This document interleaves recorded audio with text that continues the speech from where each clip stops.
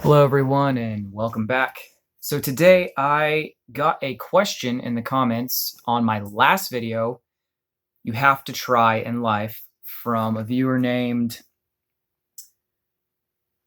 Nqkakuv Mangal.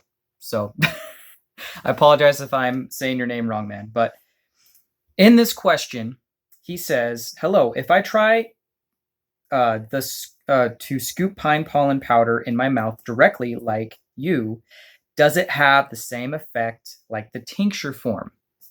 So in today's video, I'm going to be talking about pine pollen powder versus pine pollen tincture. So I'm just going to call you by your last name, Mangal. All right, man.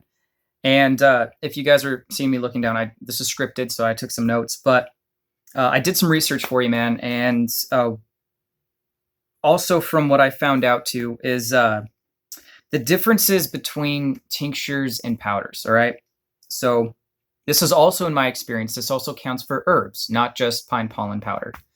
But the difference between tinctures and powders is tinctures hit your bloodstream faster and can be absorbed by the body more quickly on a molecular level, where powders are best used for supplementation, taking it routinely throughout the day or with your diet.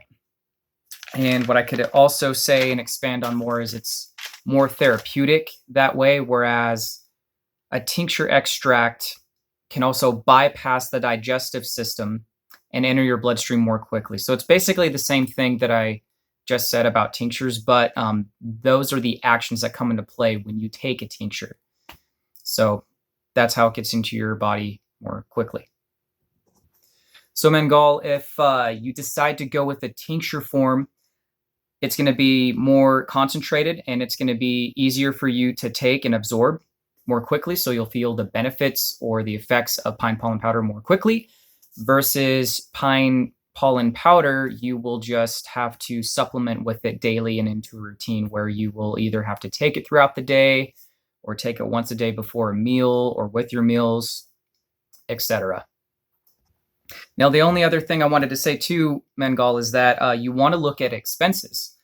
So I just did this very quickly for you. I looked up some products on Amazon, including the one that I used in the past, because I did some videos a couple years ago on pine pollen powder, and I did a review for the product. Now, tinctures will cost you more in price. Amazon tinctures, as far as a good quality brand goes, you're looking at 50 to over $50.